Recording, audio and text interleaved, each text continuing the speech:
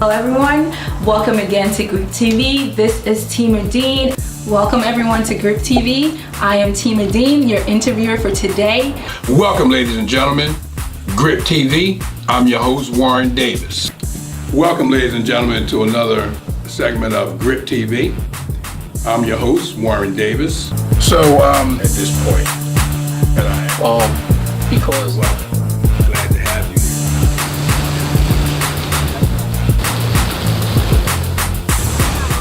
Hello everyone and welcome again to GRIPTV. I am Tima and I'm here today with Mr. Wesley East that's going to tell us his recovery story.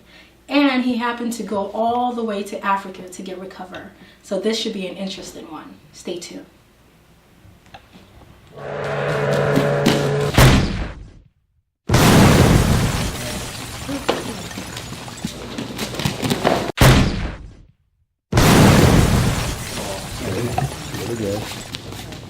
My name is Jordan Drummery.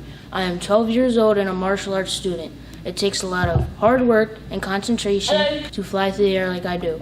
I can fly even higher without drugs and alcohol. You can too.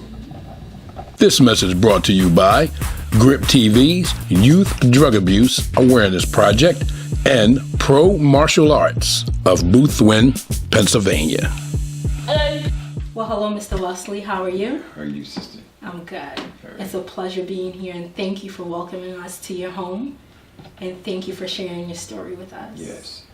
So why don't you just look into the camera and tell us a little bit about who you are and what you're going to talk about today. My name is Wesley East. I'm 71 years young, born in Philadelphia, and a citizen of the world. And I would like to bring a message of hope and recovery to those who may not have fallen addicted to anything, any type of narcotic or alcohol, and those who are recovering, and those who reach out to those who are still addicted and want to come out of the darkness into the light. So I want to thank God for this interview, for the team, and for the message of humanity. Awesome. So let's get right into it. Okay, Mr. Wesley, please briefly describe to us what your life was like before any drugs or alcohol use and how you were introduced to these substances. Yeah. And at the age of 12 years old, my parents separated and we moved to Newark, New Jersey. It was my brother and I. And my father stayed here, we moved to Jersey. And I was raised around my maternal grandfather, Herb and Savannah Turk. They were followers of the Father Divine. My grandfather was an entrepreneur. He had a grocery store in the black community. And I was raised as a student of his and a junior entrepreneur. It was only me and my brother. His name was Herbert, and younger brother. And my grandparents, they didn't drink. There was no alcohol really in our house, so we never really sought out and made a homemade wine my grandma made for Christmas time. So they didn't smoke cigarettes, nothing like that. And we led a pretty sheltered, protective life. My grandfather would be an entrepreneur. He had money. We had a family house, which was the base for all our cousins who migrated from the South could come to and stay, and we converted a two-family house into a second floor was a rooming house, and so I had a chance to interact with a lot of my cousins and extended family. And I went to a Catholic school for a while where I really got a good foundation. Later went to Newark Public School, Westside High School.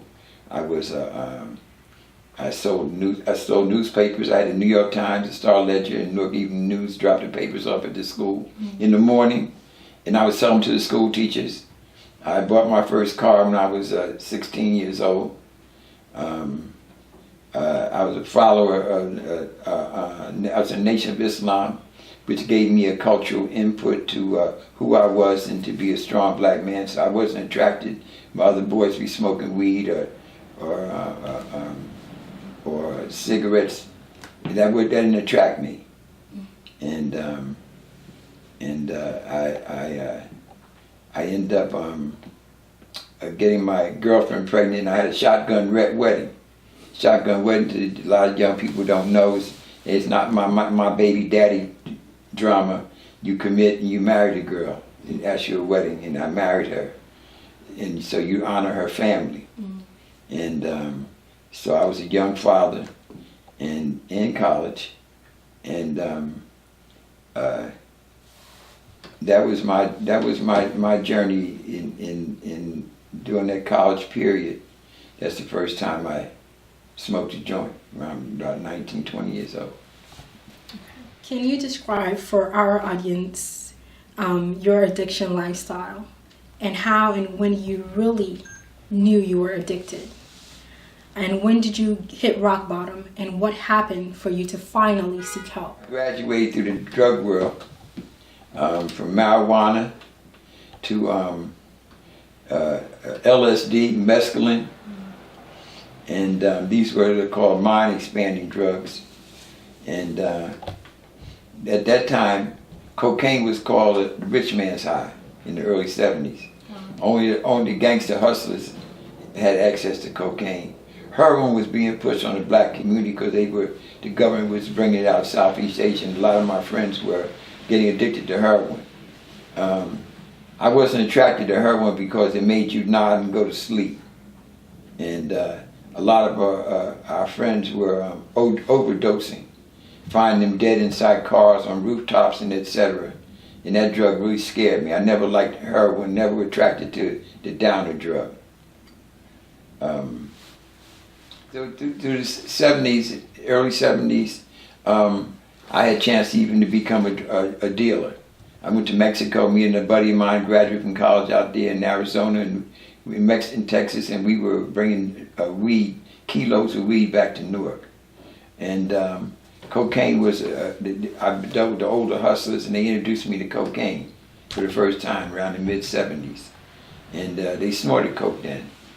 And so I had real access to it. We called it a rich man's high, because it wasn't really accessible. Heroin was rampant everywhere.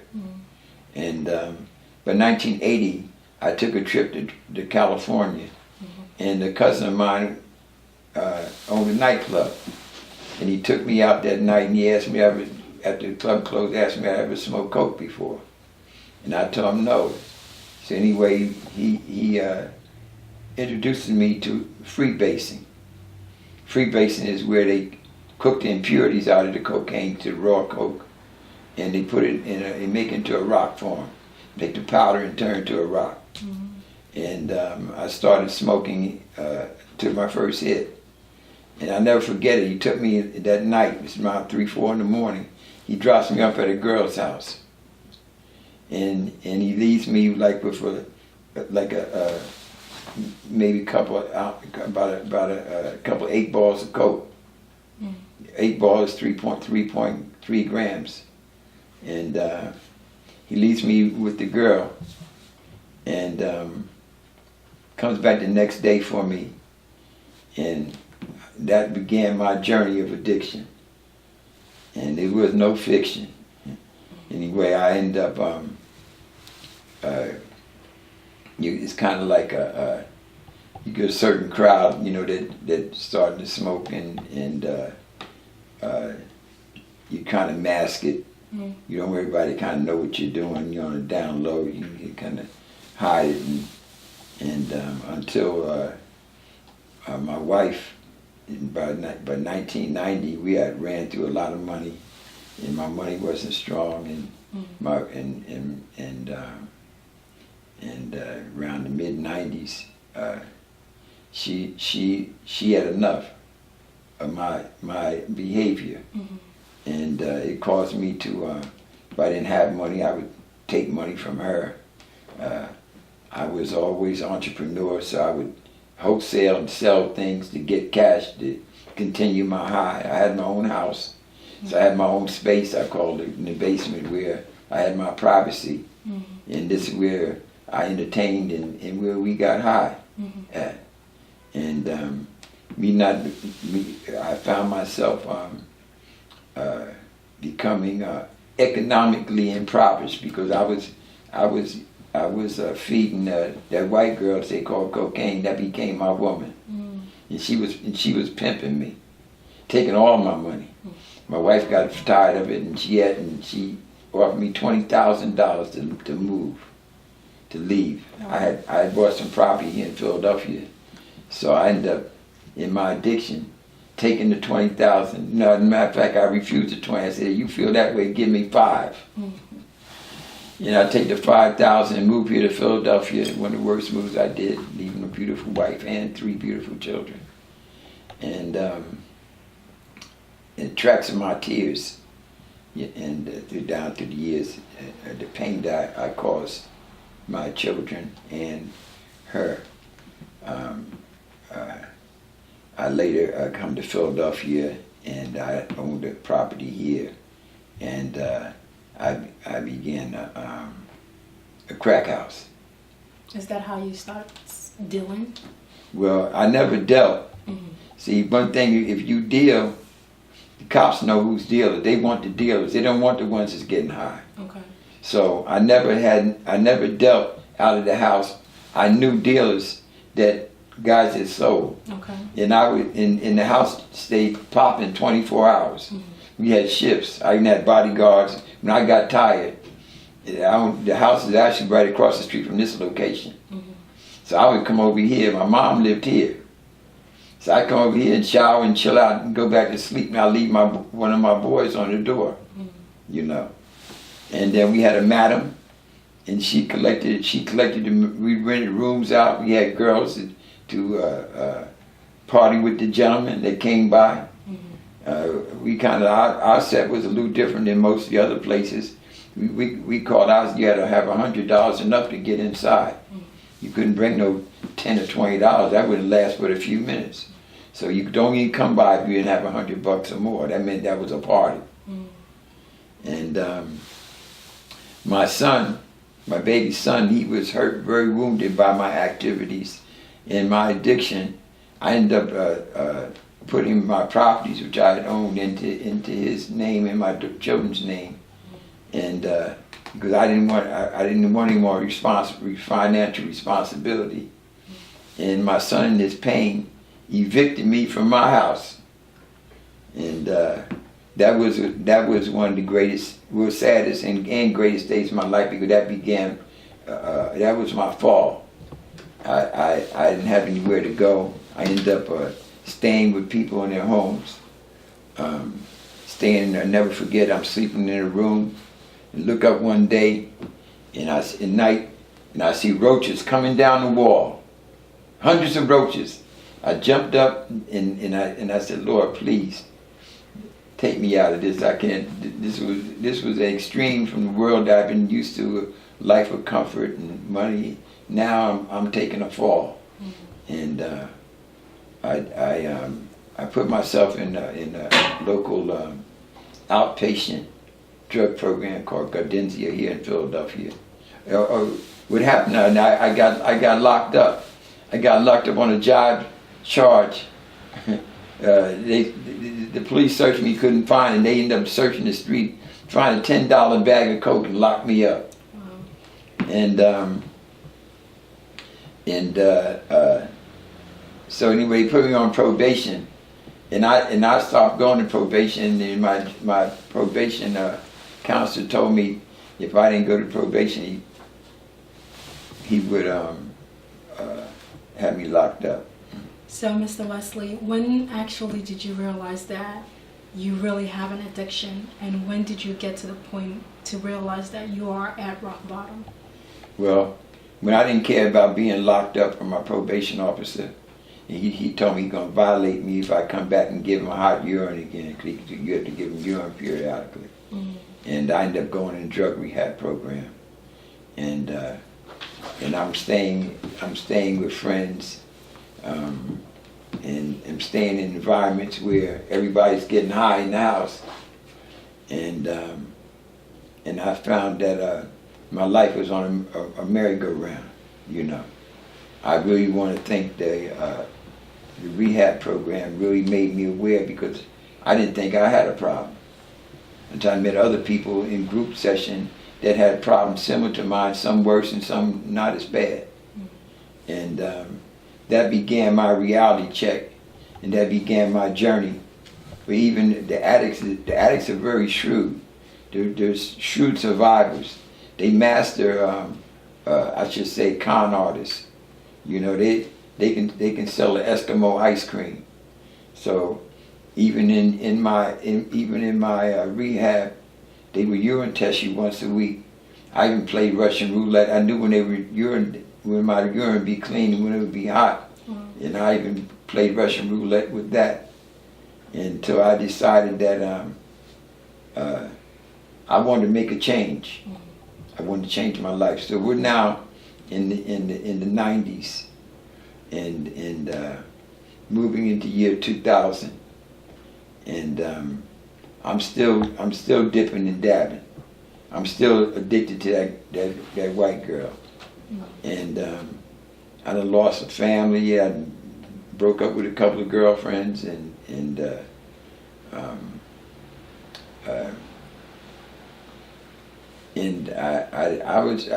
just loved the whole feeling of getting high. How did your trip to Africa play in your recovery? Well, after the drug program, I should say in 2000, I was getting high all the way up until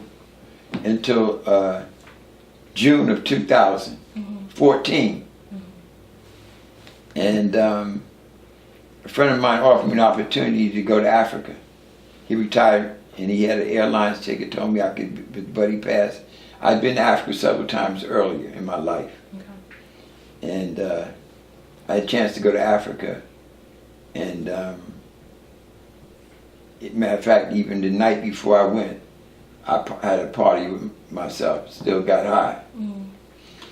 When I got back, when I went on the flight and I landed in Liberia, West Africa. Okay. I found out immediately that there was cocaine, heroin, marijuana, pills, drugs, even starting to infect Africa. And I decided that that was enough for me. I saw the poison seeping into the land of the creation, and I wanted to make a difference. They had the Ebola crisis then, where people were dying from this disease, and I found out there was a nut called the bitter kola nut, and they didn't know it grows in Africa. The market girls sell it, and I ended up joining the Ebola fight, and I asked God that I would to take that taste out of my mouth, the addicted taste, that I would do God's will and be purpose driven with my life. And that was my turnaround. That was my Sankofa. That was me going back home to motherland to come forward with my life. And I met a beautiful lady. I later married. She's very spiritual and religious, and we became some of a church, a deliverance and healing church in Liberia, and I became involved in the church and with her, and through prayer was my road to changing my life, and I made a covenant with God that I wouldn't get high again. That's awesome. My wife was very instrumental because she knew nothing of the world of drugs. And I told her about my experience, and she told me a story. I told her about cocaine, and she said to me, didn't Cain kill Abel? And I said, cocaine was killing an able-bodied black man. Now this black man, all men, all colors, all the royal family getting addicted to the opiates. And I thought about that, and she and I got into Bible study together. Her name is Swanee. She belongs to the Vai tribe. The Vai can trace their history all the way back to Songhai and all the way back to the upper Sudan, where the Nile River begins.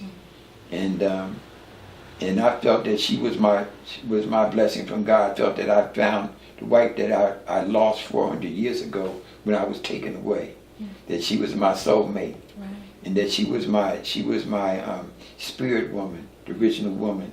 That I went back to earth. God, He sent her to me, and I made a covenant with God that I would never do anything to violate my love for her and my love for myself. That I'll never go back down that road ever again. What message do you have for the still sick and suffering addicts today? My message for my beloved brothers and sisters, my revelation was that there are 4 ends. I could be insane, I could be incarcerated, I could be in the ground, but God blessed me to know that there's a living God, and I'm in God. And I want to thank God for touching my life and make me purpose-driven, that I'll be able to send my message to my other brothers and sisters who are still suffering. Then you know that there is hope. I said there's hope stronger than dope. And that I would like the family to know that I've been on the mountaintop and I fell all the way down in the gutter. I seen Satan face to face. I snatched my balls out of the drawers of a roaring lion. I dined in the swine's trough. I've been homeless, sleeping in the floor of an abandoned house. I've seen people overdose. I've seen girls sell their bodies just for a hit. I've seen men steal and rob. I've seen people walk the streets at night just looking for a cigarette butt, for a hit from a cigarette to chase their cocaine addiction. I've seen people tell their stories about how they were abused as children, and I think that's been caused a lot of our people to get sick because no one has given them therapy. No one has touched a lot of our lives and talked to us why we chose to get high, why we chose this track. And it's been a trap. It's been a trick and a trap to derail us and take us on a journey of destruction. And so I like to just say that there is the only construction, the only resurrection is a spiritual resurrection. You got it. I don't care if you choose Jesus, you choose Buddha, Allah, Jehovah. Join the church. Become part of a church family. Know that there is a spiritual Father in heaven. I wrote a poem, only poem that I've ever written to memory and keep in memory, called the Prayer of Hope. And it goes like this. As I looked down at my foot to know, God, there was no tag on my toe. I was able to get and put my foot on the floor and walk to the front door. As I looked up at the sky, I said, Lord, I serve the Most High. As I prostrate myself to pray, I ask that the sick, the addicted, those that are suffering, that in my family and friends, that you wake up again, that there is a God to show you that there's a brighter day. So this is my prayer of resurrection, my prayer of hope that I share with all of you, that there is hope, that you can change. As my grandma would say, there's a poor wind that can't change its direction. And I thank God has made me purpose-driven. He's resurrected my life. I want to open a school in Africa for the illiterate, and to build skills for women, vocational skills for women. I found out there are 15 plants that kill the mosquito doesn't hate. They got a disease called malaria. 2 million people die a year from malaria, mosquito-related illnesses. But it's 15 plants that repel the mosquito. I've been in concert with other homeopathic and health people. I find my life being church purpose-driven today at 71 years young, to do something good with my life, to give something back and give hope back to the world. So I wanted to grow these plants in Africa. I sent the seeds already, and to synthesize them into a liquid, then make a body spray from them to make it low cost, create jobs for the women in the marketplace, and to expose it to other countries that are suffering from this dreaded disease. I thank God for keeping my life. I thank God for just here recently, a friend of mine lost a daughter of his, and I went to visit him. And he while talking to him, he reaches over and pulls out a cocaine stem. He loads his stomach with coke and takes a hit. He's mourning his daughter. He takes a hit of the cocaine. And a few minutes later, he loads it up and he hands it to me. And I said, brother, I'm not going to condemn you or beat you up. I said, but I ain't sucking the devil's again. I said, I'm not going to be no 21st century social.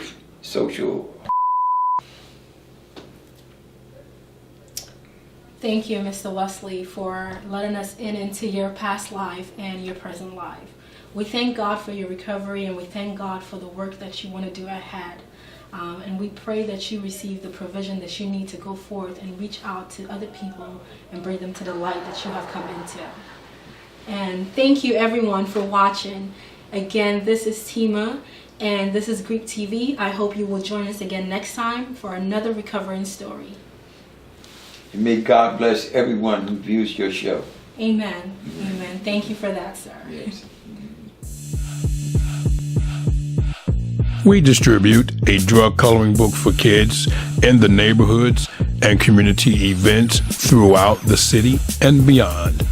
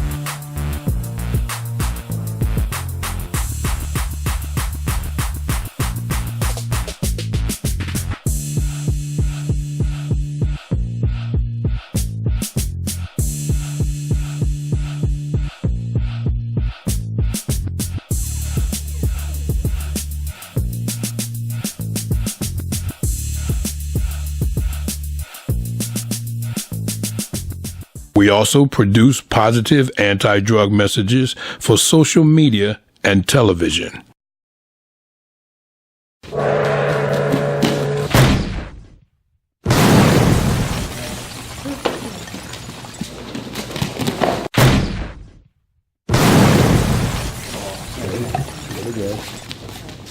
My name is Jordan Drummery.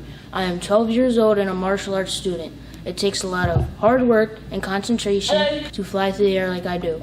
I can fly even higher without drugs and alcohol. You can too.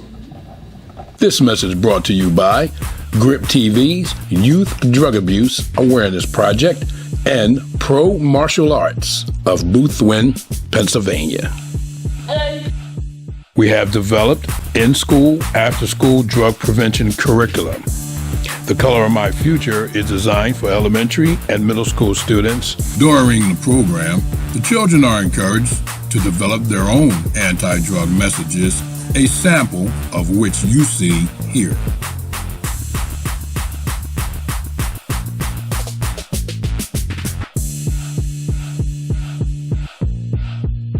While art imitates life is ideal for older students in high school.